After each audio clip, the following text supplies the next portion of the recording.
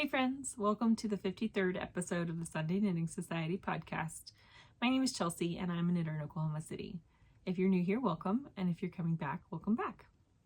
I hope you guys have had a good 2 weeks. I've had an emotional roller coaster of 2 weeks. I got to go see my best friend out in North Carolina this last week and got to see her new baby. He's 7 weeks old and he is adorable. She also has a 5-year-old daughter that I got to hang out with, and her husband, of course.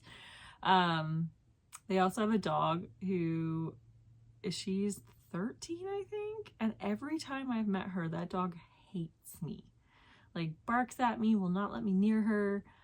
But I don't know what changed this last trip, but she was like my best friend this whole trip. Like, she'd see me and she'd be like, oh, I'm the dog person.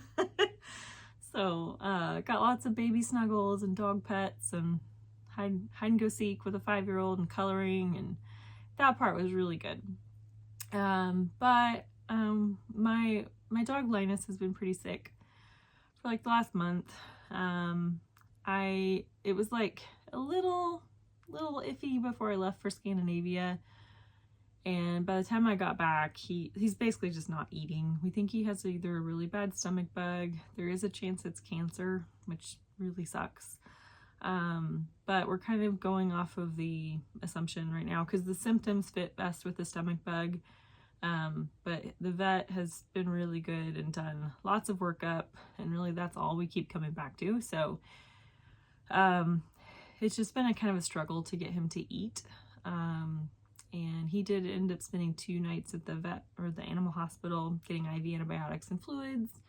And he's back home now, but he's just really tired and having a lot of GI symptoms and not really eating. So he's on an appetite stimulant and an antibiotic and an antacid and a nausea medicine, and he's just beat. So he's a little bit back more to himself lately.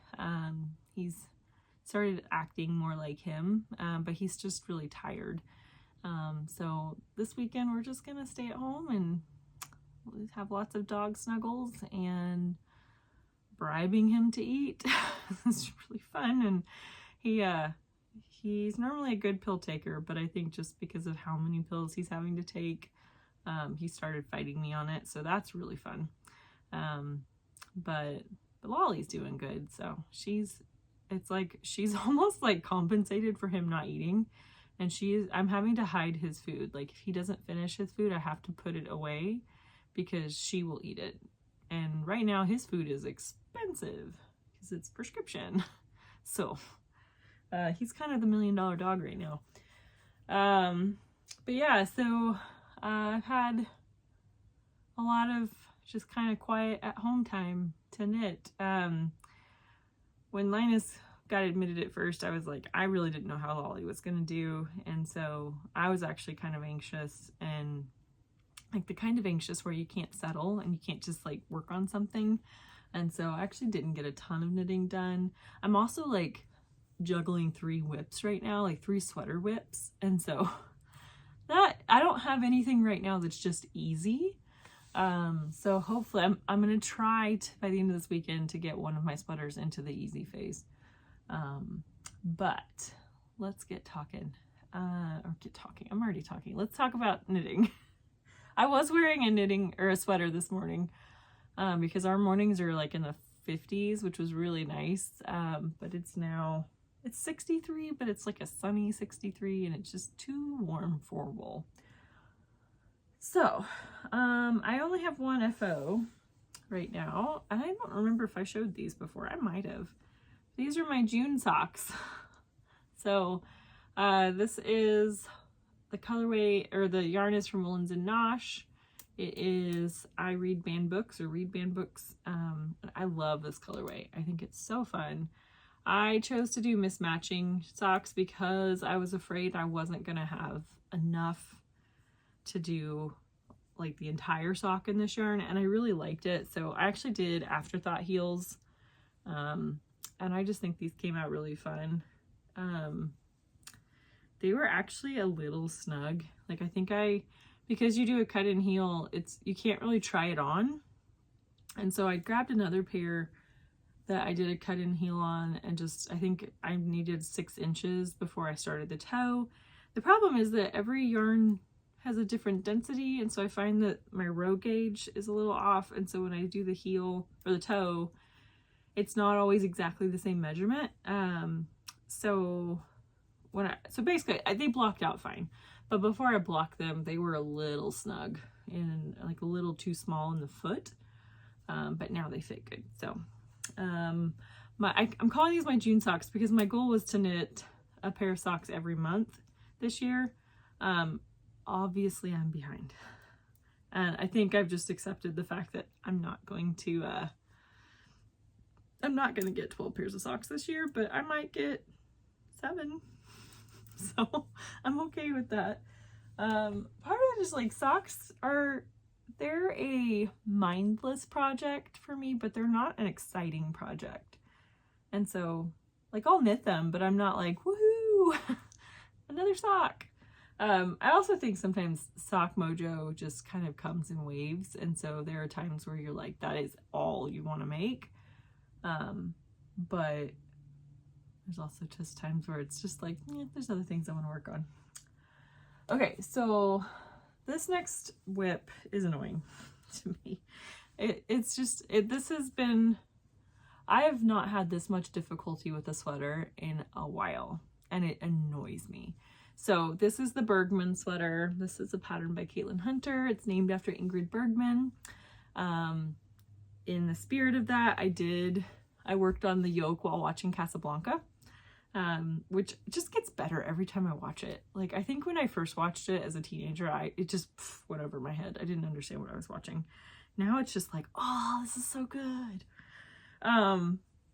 So I am using, let's see if I can remember this, Isayer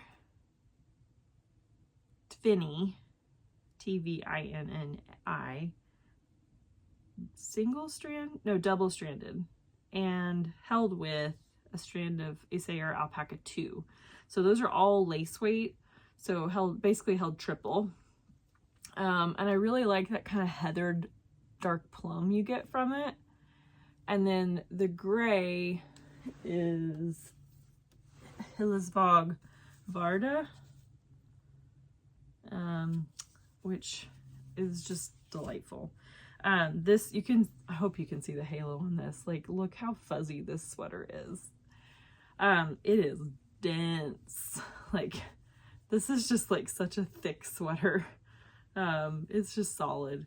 But like, I have blocked this. So see if I can collect my thoughts. So I was working on this at my friend's house, and I did have try-on cords, but it was also like, I was in their living room, there's a baby and a 5-year-old and a dog, and I was just like, I don't really want to I don't want that chaos. So in the pattern, she tells you to knit to 9.5 inches for my size, and then split for the sleeves. And she also says, like, try it on, make sure it fits. Didn't do that. So I got to 9.5, which is what I've done for other circular yokes, so I felt like it'd be fine. Then knit like an inch or so of the body and decided to go ahead and try it on. And it was like, like the yoke was just so shallow. And for my size, you also only cast on 6 stitches at the underarm, which just did not feel like a lot.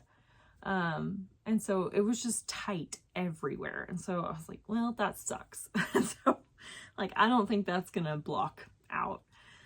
So I ripped it back. The great thing is this yarn is very sticky. And so, basically what I did was I marked, let's see, I kind of have it on here. So I put I haven't right now, but like, this is my beginning of round. So I would take this marker and I would put it like down, follow it down to about where I wanted to rip back, however that was. Cause I'd have to go back to where I'd split for the sleeve, and I would put a marker on the beginning of round stitch. And so that way I knew where my beginning of round was. And then I would just like pull out and pick up as I went. And so I did that. The first time I knit an extra 1.5 inches. So I added a quite a bit of extra length to the yoke, bound off for the sleeves, knit an inch, tried it on, and it was still too tight. And I was just like it was better, but it was like, oh, this is just not right. And so then I thought, okay, maybe what I need to do is maybe let's knit another 1/2 inch on the yoke. So I think now I was like at an 11-inch yoke.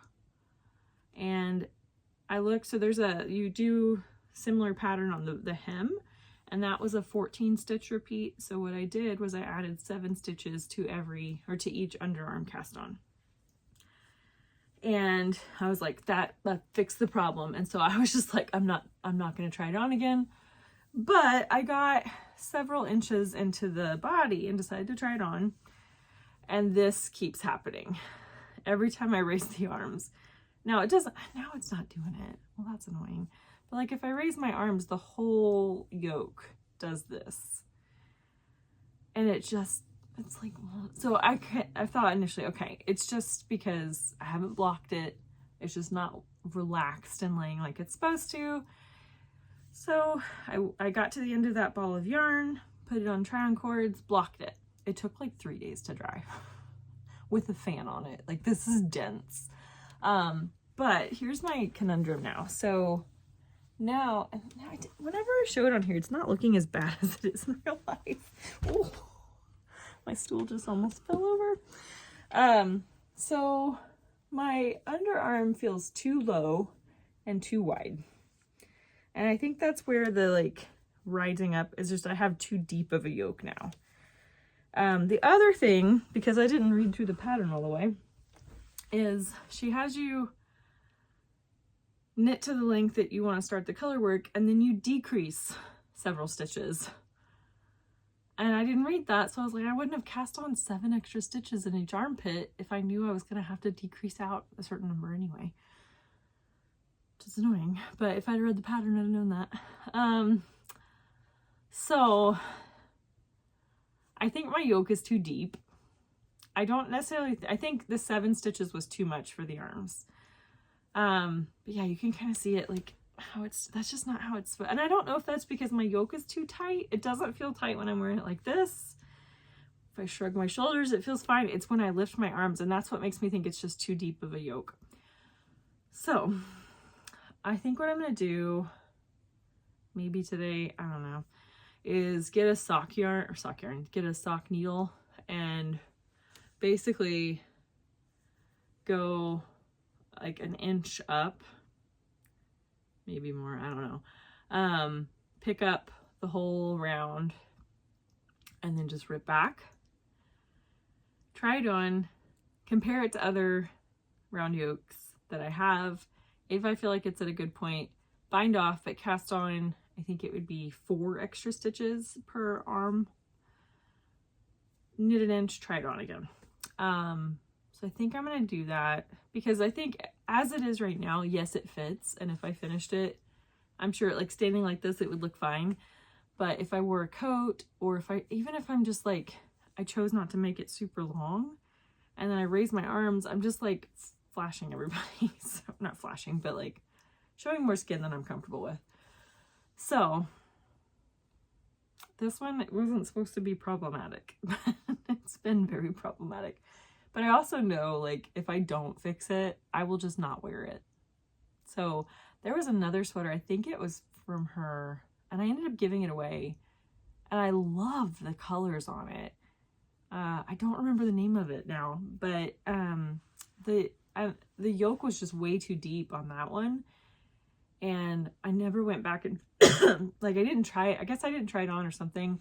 And it ended up just being a really deep yoke, and I never wore it. Ever. Not once. And I ended up giving it away. And I don't want this to happen with this. I really like this design. I think it's really pretty, and it's been really fun to knit on. So we're just going to rip it out a 3rd time. Actually, is it third? Yeah, this will be the 3rd time ripping it out. The 4th time attempting this yoke. I keep trying to tell myself, like, it's not actually that much work. The hardest part's going to be picking up the stitches, but then ripping back is not going to be difficult. And I've split spliced this yarn, so I won't even be able to tell where the end of the ball is. So it's just, but it's really comfy, and it's like, it's definitely going to be a warm sweater. I can wear it next to skin, which I'm actually a little bit shocked about because this is quite a rustic yarn, but it doesn't have the itch that like Let Lopi has. So anyway, that's the Bergman sweater. It does have a lot of fluff, and sometimes that fluff gets in my eyelashes, and that's not fun. Or in my mouth. But anyway, I would like to get this done before like real winter hits. Okay. Let's go through my next sock whip. It's not exciting at all. So I've cast on a sock using Filcolana Arvetta, I don't know how you're supposed to say that, in this olive green colorway. And I was going to, the plan, so this is all I've got so far. It's not a lot. It doesn't, I might have cast it on a little too tight, so that's fun. I like it. It's not, so yeah, so my plan was, I had like a bright blue. I was going to do the heels and toes, and I did not like that. I don't think I have the yarn out. I went through my minis and I found a pistachio green that I think will actually be kind of a fun, like, monochromatic kind of thing with this. So I think the pistachio green is going to be my heels and toes. But I'm liking this so far. It is definitely very soft, and I could understand how this would pill. So we'll see. I'm not real hard on my socks though. I have a lot of socks and I really don't wear them a ton. I tend to wear them more in the winter because my house has a crawl space. And so the floors get really cold, and I also kind of refuse to heat my house too much. So my house stays pretty cold. Okay. And then my third and kind of final whip is I started the Marseille sweater. So once my Bergman sweater had to be in timeout for blocking, I had swatched for another sweater, but I was waiting for my swatches to dry, and I was like, okay, I need something to do. I need a sweater. And I decided I'm going to make the sibling sweaters for my nieces for Christmas. And so I have the yarn ready for that. And I was like, okay, I'm going to start Charlotte's sweater. And then I realized I haven't actually measured her since January. And I mean, that's a long time for a 6-year-old. And I'm going to assume she's mostly grown vertically, because that kid is a string bean. But I have never measured Robin. And so I was like, and Robin is a very different build from Charlotte. And so I was just like, I don't know. So I texted my sister because she's on fall break, and I was like, hey, can you find one of their favorite sweaters or tops or whatever and just measure how wide it is? And she's like, yeah, sure, I'll do that tomorrow. I was like, okay, great. So can't really start because I don't even know what size to knit. And I'm glad I asked because Charlotte's favorite top was like 8 inches wider than I was going to knit her. So she has now started to actually grow horizontally a little bit. Either that or she just likes a baggier top. But I really needed to get something going. So I cast on the Marseille sweater, and I have my back panel done at this point. So I'm doing this with the pink body and red stripes. I'm using Explorer Knits and Fibers. Let's see. I'm using Gumwall and Pike Place. So this is something I bought at Flock #1 in Seattle, but did not buy enough of. And they had an in-stock update some point in the fall last year. And they did not have any in this. This is the Rockies DK, which is their superwash merino base. They didn't have any of that, but they did have their earthy DK, which is non-superwash. And so I did buy that in Gumwall.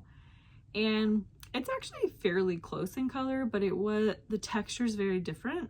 And I just never could get my brain around using both in the same sweater. So I went back this year and got the same amount I got the first year, which now means I have way too much, but I was not taking chances. And I cannot spot a difference in the 2 years. I couldn't tell you which is which just kind of goes to show how consistent they are, that their colors are just that good year to year. So, so with this sweater, you cast on the back. You actually do a provisional cast on. For the back, you knit short rows, and then you just knit flat, and they tell you like at what point to put in your stripe, and then you knit to a certain length. And then this morning I just picked up my left shoulder, and so I'm just working short rows for this. So it's on a try-on cord that's a little too small, but essentially it's gonna be like that. So it's not really at a point I can show you a whole lot, but I mean, this is one evening's, maybe two evenings worth of work.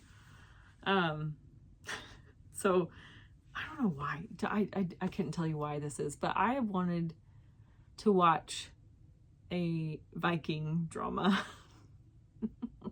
I don't know why. Sometimes actually, one of the things I really love to do is watch the History Channel. I never liked history in school. I think part of that is the way it was presented. Like, learning history from a textbook is just not fun. But when someone tells you a story, or you get to kind of like see a video about it, I think it's a lot more interesting.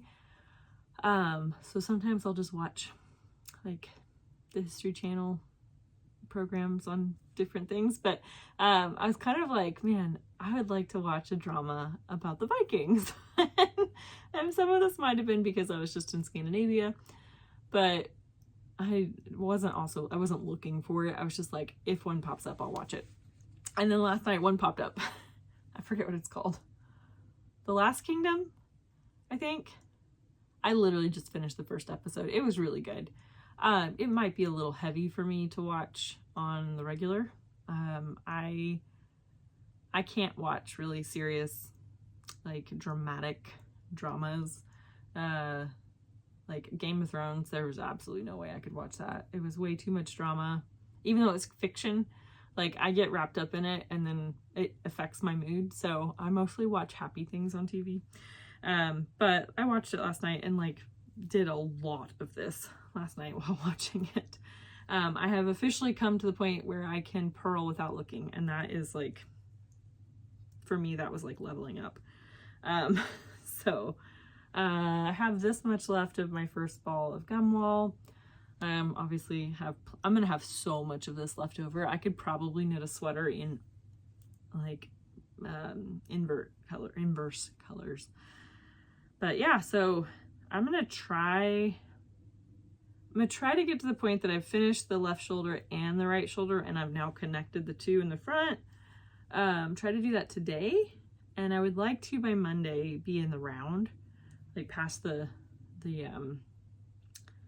sleeve point, because that will make this just very easy knitting, and right now I kind of crave that. So that being said, I might, if I rip out my Bergman and start over once I get through the sleeves, once I know that it fits well, that's just stockinette, and that's very easy. So it'll be nice to have two very easy sweaters. Whew. I don't know why I'm out of breath. I'm just talking. That's a bad sign. I need to exercise. That's the thing. I've with all the traveling and with the dog being sick and all that, I have a Peloton at home. I need to ride it today. So y'all can hold me accountable to that. Okay.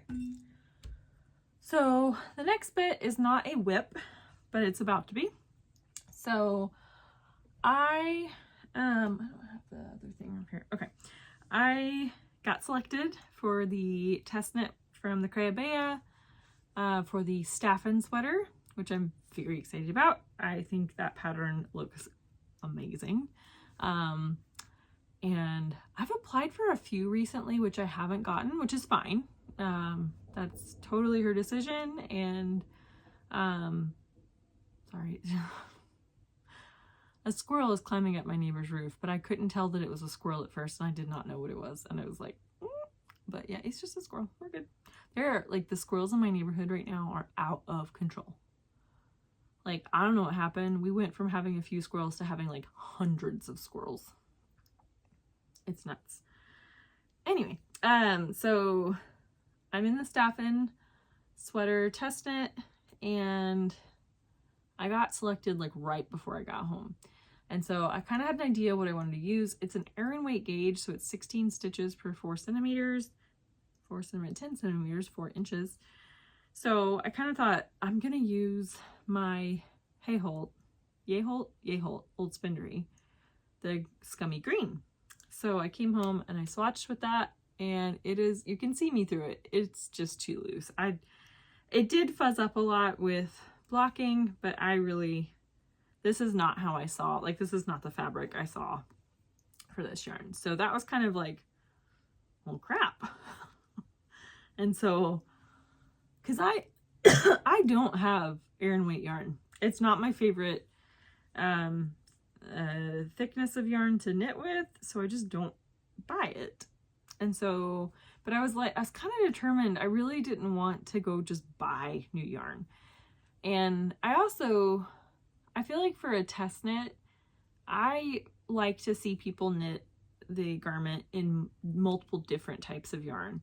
And the one she knit it in was Rauma Fivel,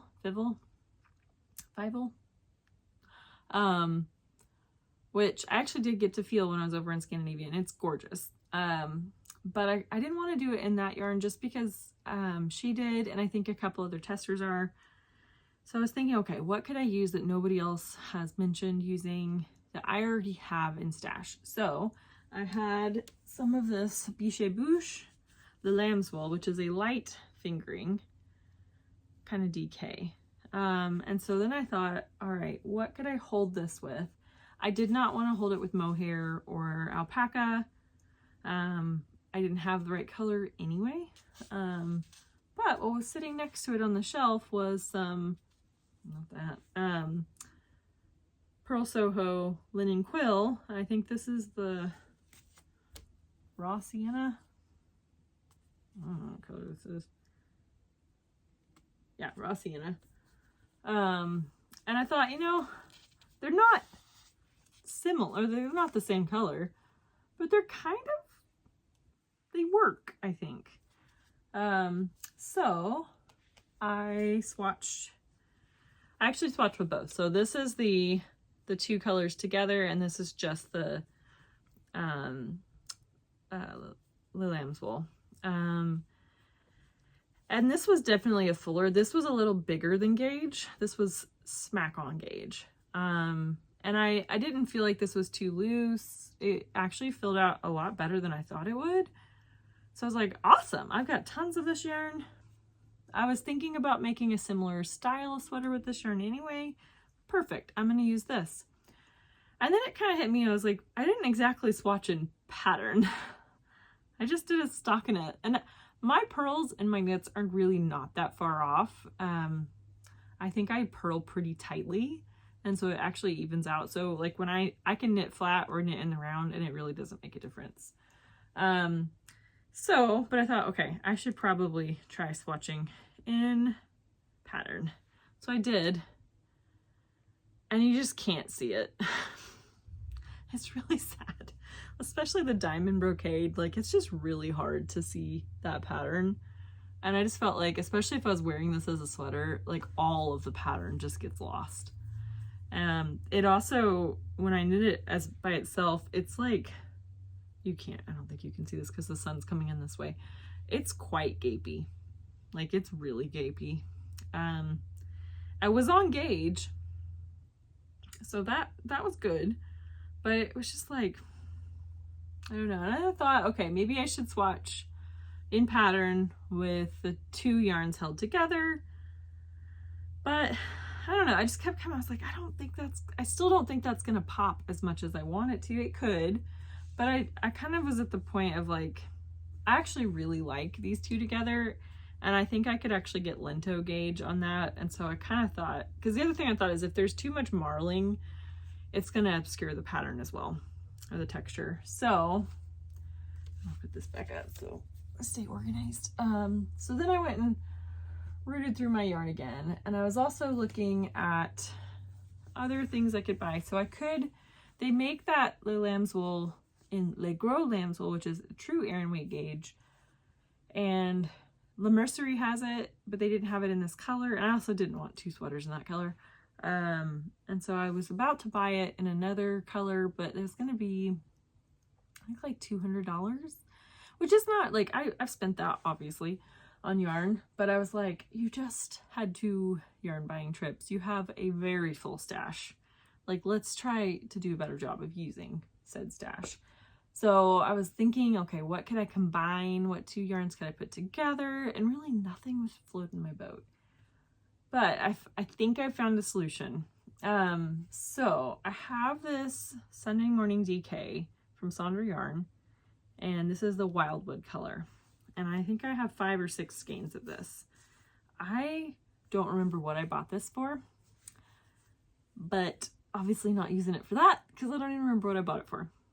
This is DK, and looking at the yardage, this would be very gapey if I just used this on its own. So what I did was I went back and I bought 4 skeins of Sunday Morning 4-ply in a very similar color. So they were out of the Wildwood. They did not have that, but they had one that looked very similar called Into the Woods, I think, or In the Wild. I think it was Into the Woods.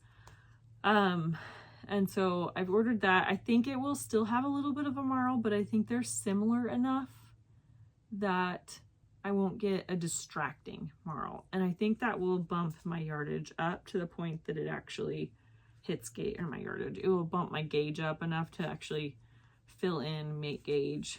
And I think it will look good. I'm hoping. What I told myself was, hey, you're not buying a huge amount of yarn. It was under $100. And I thought, you know, if it doesn't meet gauge, I will use this yarn for something else because I do like this yarn. I've made the Louvre sweater from PetiteKnit in the Over Easy in this yarn, and I really like it. So I was like, I'm gonna use it. It just, hopefully it'll work for this pattern. If it doesn't hit gauge for this pattern, I think what I'm gonna do is try the other 2 together in pattern and see if that works. My last ditch is to buy the Biche Bouche and the Aran weight. I like that it's a different yarn and it's something that's maybe a little easier to get over here, but it has to hit gauge for the test. I have till January to do this, and at Aran weight gauge, I think this will fly. So I'm not worried about meeting a deadline. I just want to make sure I'm doing this well. So and the swatching honestly was not hard. That was one of the more easy things that I did this week. So, yeah. So that I actually think is going to be here on Tuesday. So I can get a swatch done and maybe be casting on by Wednesday. We'll see. Yeah, so those are my current whips.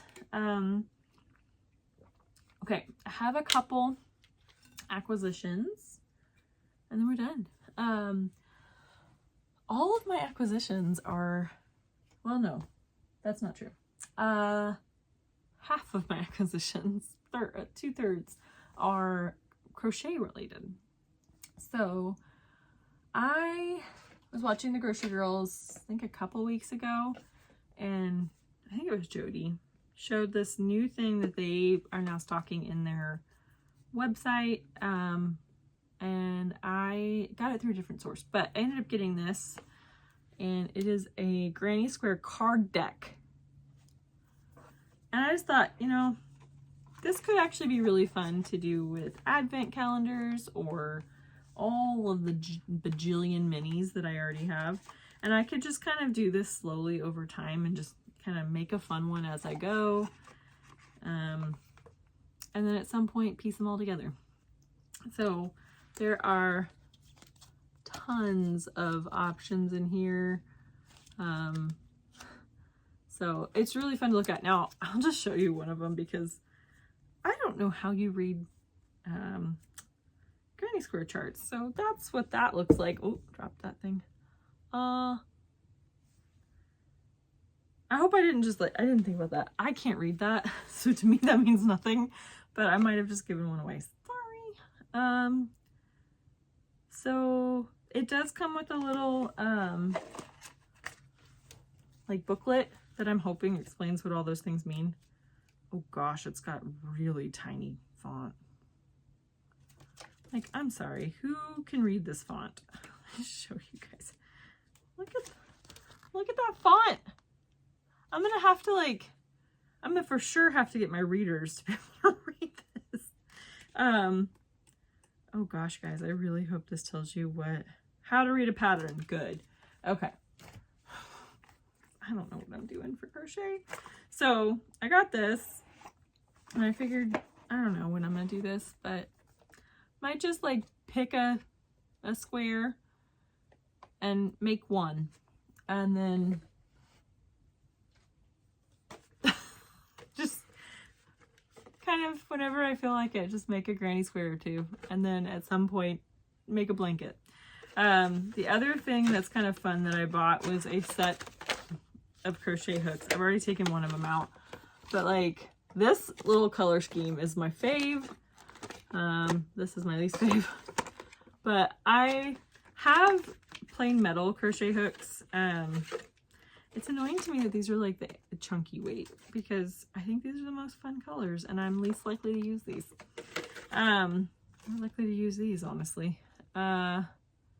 Anyway, I had a set of plain metal crochet hooks. I have no idea where I got them. I think I've had them for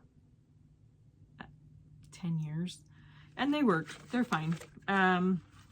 But one of the things that I do find is it's hard for me to remember, if I set something down, if I haven't taken a picture with what hook I'm using or put it in Ravelry, I have no idea. None. And so I figured the colors are a little bit more obvious, and so I might actually remember a little better. I also figured these are probably just going to be better on my hands, and especially if I'm doing lots of granny squares. Sorry, there's something. Oh, there's paper. Okay. So the other thing that's crochet related that I don't know when I'm going to start. Maybe today, maybe not. So La Bien-Aimée just came out with, or Amy from La Bien-Aimée just came out with Le Triangle Granny. I think I said that right. Le Triangle Granny, which is a granny stripe triangular shawl. And it looks so good.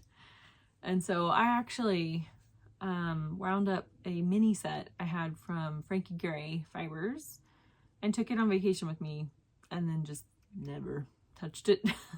But part of the reason I didn't is I was like, I need to have a plan for what colors I'm going to use, because I don't know how much yarn I'm going to use for this thing. I think to some extent it is pretty customizable, just depending on how big you want to make it. And I loved the colors I got from Frankie Gray, but that was the only set from them that I had. And when I looked through my other mini skeins, the color scheme was very different in my other minis. And so I really felt like I couldn't get, what was going to happen was I was going to finish the Frankie Gray ones and then just have a completely different color scheme for the rest. And that bothered me. And I think that's why I didn't cast it on. So then I saw that Rochelle from Moondrake Yarns made one out of a new base that she has called Ultraviolet Stardust. I think she calls it Speckle Stardust. So this is a tweed yarn, but the tweed neps are neon.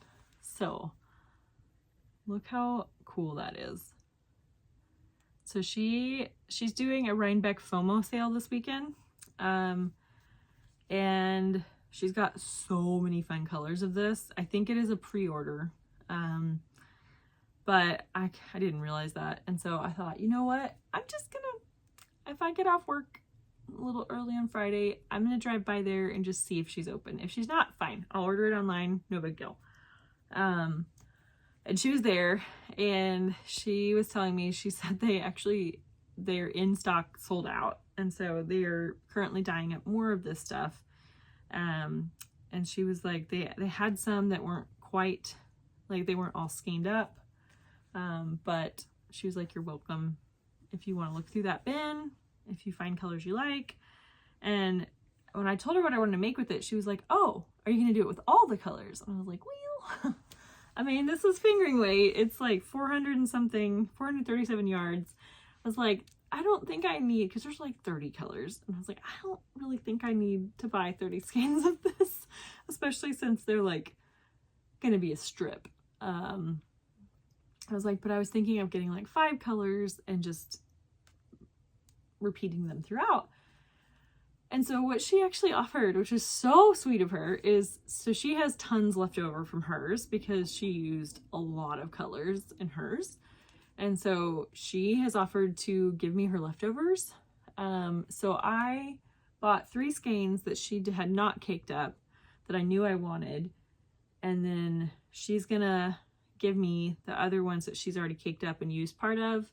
And then when I'm done with them, I'll give them back, which was just very kind of her. So this one is Rose Quartz. It's just such a pretty blush with these cool neons. Then I got Pastel Electric Lime. I don't really think there's anything pastel about this, but I really like that. And then I got Electric Pink Candy. So I think these 3 together are just going to be really fun. And so I think what I'm going to do is wind these up and start on, like, do the first 3 stripes. And I think that'll help me to kind of like understand the pattern and kind of get in the swing of things. For me, I feel like crochet goes so fast compared to knitting. But it does get bigger as you go, so it will slow down with time. But yeah, I think the plan is that I'm gonna go pick up the extras from her on Monday and then just do a mix and match, choose your own adventure. And I think it'll be so fun. It'll be such a like bright, colorful, happy thing. And I'm hoping that once I get in the swing of it, it'll also be easy. Because again, I kind of need a little bit of easy right now. I just feel like a lot of what I've been making is annoyingly complicated. So, okay, I have one more acquisition. This was a pre-order. And it just came in last week, I think. So I got the Doodle Knit directory from Jamie Lomax of PetiteKnit Co. So she's the one that does the doodle decks. And I think she actually gave one. So I pre-ordered it. I didn't realize I got this kind of pre-order, but I got a tote bag with it, which is really cute. I got a sticker and I got a little pack of, like a mini pack of doodle decks. So yeah, that was really fun. So this has like a seasonal stitch dictionary.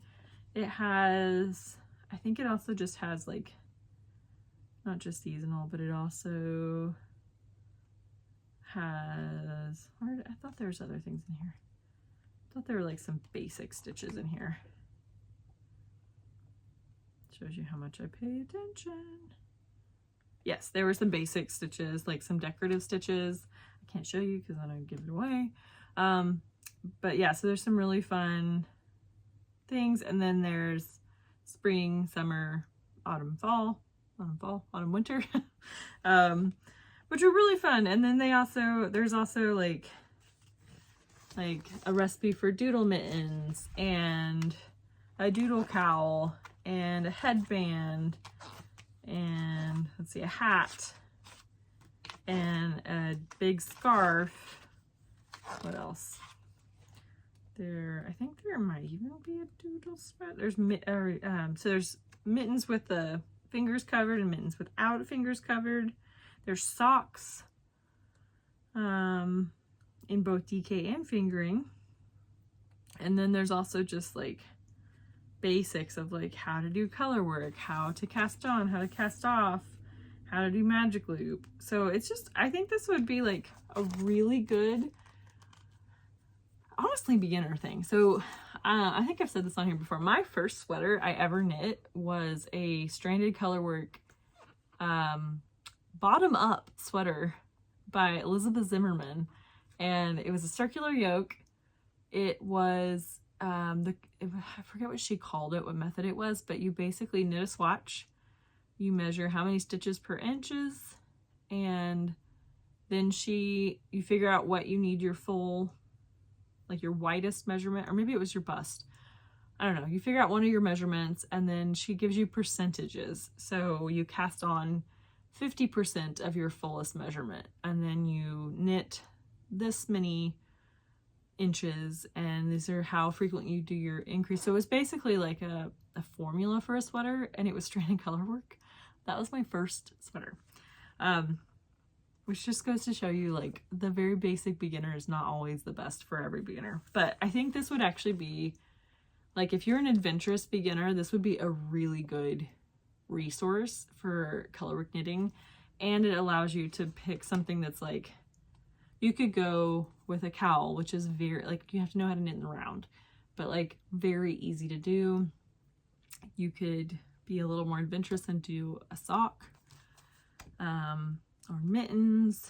You could do a hat, but you can also just like choose what you want it to look like, and yours would be totally unique. So I think this is super cute. And I think right now my brain is like, no more color work. So I'm going to take a minute and just take a break. But I definitely think that would be fun to do. I kind of like the headband idea. It's one of those that has like the knot in the front. I actually have one of those with matching mittens. I made it a few years ago for myself for Christmas. But anyway, that's all I got for today, I think. I think that's it. So I'm going to work on my Marseille sweater. I might rip back my Bergman sweater, not Bergen sweater. Might wind up some speckle yarn, or ultraviolet, what did she call that? Ultraviolet stardust. So I think I first say, so yeah, this is 437 yards, 85% superwash merino, 15% neon Donegal nep. It's really fun. I think she did say she is trying to get it in minis, but I think you have to get it from the mill in minis, and it's coming in DK soon. So this would, oh my gosh, would this not make, like, this would make such a cute, if you had it in DK, that sweater, it'd be such a, you could even get like, I don't know if she has a red, I think she has a red or a green or something, and do like a holiday sweater, but like with a little pizzazz. I think that could be really fun. Like a way to get it to be like playful without being like in your face. It'd be so fun. But anyway, well, I'm going to go get in jammies, watch something uplifting on TV, and knit, and hope my dog stops losing everything he eats and just starts feeling better. So good vibes and prayers for my dog would be appreciated. And all right, suspicious. Like Subaru, can Subarus be suspicious? I don't know if a Subaru can be suspicious. I say this as a Subaru owner. Anyway, I'm getting totally distracted. I hope you guys have a good 2 weeks. I think I will be back in 2 weeks. What's 2 weeks from now? Is that Halloween? Let's see. Oh, that'll be like the, oh, I'll be right before Election Day. I think I should be good to come back right after Halloween. I hope you guys have a good Halloween. If you have any really funny costumes, let me know. I don't think I'm going to have a costume this year. I actually need to find these. I had in the Target dollar aisle several years ago, they had these inflatable wigs. And I bought 2 of them and took them to work and made people take pictures wearing them. And it was hilarious. Like one of them was like a big blonde ponytail, but it's inflatable. So you look like a cartoon character when you like put it on your head. And I forget, I think one of them was purple hair. But I wish they'd do that again. I wish I could find those again. But I'll have to dig through my box of costumes and see if it's in there. Otherwise, I'm probably not going to be anything for Halloween. There's not really any kids in my neighborhood, so thankfully, because my dogs would go nuts if people were ringing our doorbell. But anyway, I will see you guys back in 2 weeks. I hope you have a really good 2 weeks and get lots of time for knitting or whatever your craft is. I'll see you guys later. Bye.